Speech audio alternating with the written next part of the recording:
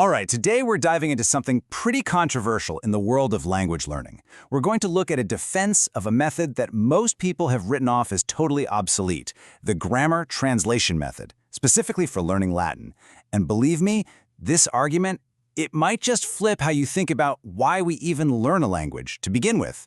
So the Latin and Greek teacher at the heart of this whole thing, he kicks it off with a statement that's, well, pretty gutsy. And get this. He's not defending himself against people who think Latin is a dead language. Nope. He's talking about his own colleagues, other classics experts, who think his teaching method is a complete waste of time.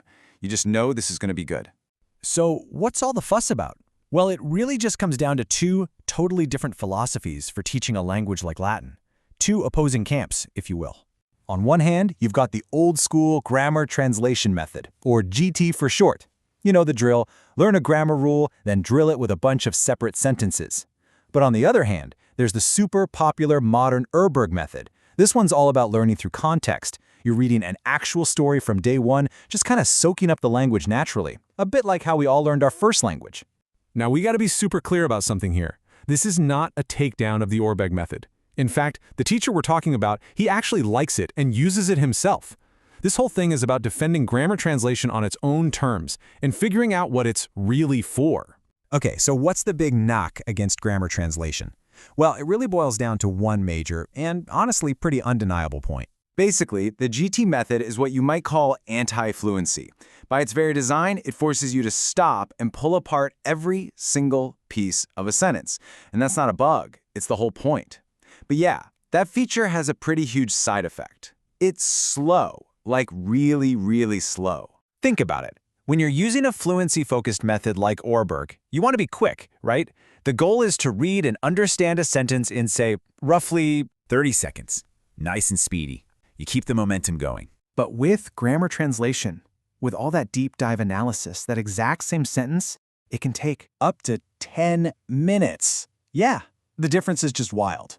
And that right there is the core criticism in a nutshell. If your goal is to read Latin fluently, this method feels like hitting a brick wall. All right, so it's incredibly slow. Case closed, right?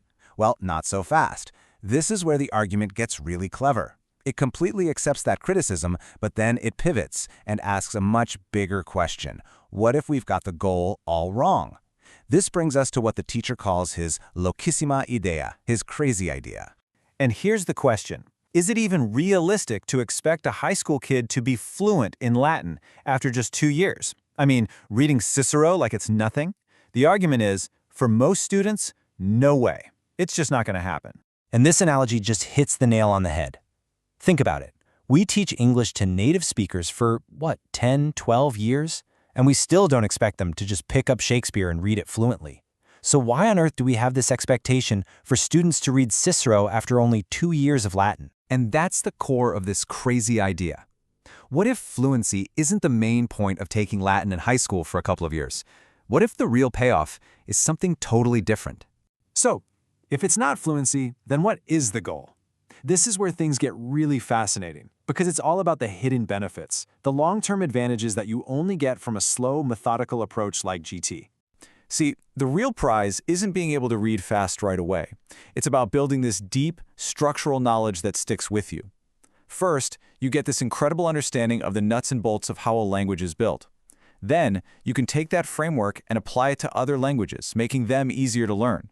And finally, you're building a rock-solid foundation for really tough, advanced studies down the road. And this isn't just some abstract theory either. We're talking about real-world, practical stuff. A student who's been through GT won't even flinch when they see nominative and accusative cases in German class. They'll just get the difference between boring and bored because they understand participles. And if you're planning on going to university for languages, this kind of knowledge is your secret weapon for passing super hard courses like historical grammar. So what we're left with are two perfectly good methods, but they're built for completely different things. One is a highway to fluency. The other is a deep dive into structure. So how do you pick? Well, it really all boils down to you. What are your goals?